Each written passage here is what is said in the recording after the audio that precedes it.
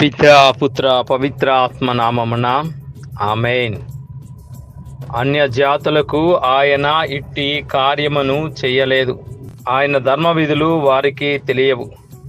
మీరు ప్రభువును స్తుతింపుడు అని 147వ కీర్తన 20వ వాక్యంలో కీర్తనాకారుడు ద్వారా పలికిన ప్రభువ, ఉదయం మేల్కొనిన సమయం నుంచి ఇప్పటి వరకు మమ్మందరినీ ఆశీర్వదించి కాపాడినందులకు మీకే శతకోటి స్తుతి స్తోత్రములు.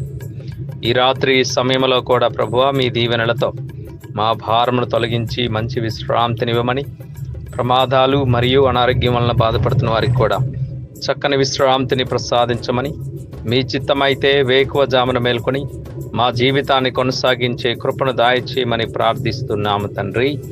ఆమేన్. పునీత జోజప్ప గారా మా కొరకు వేడుకొనండి.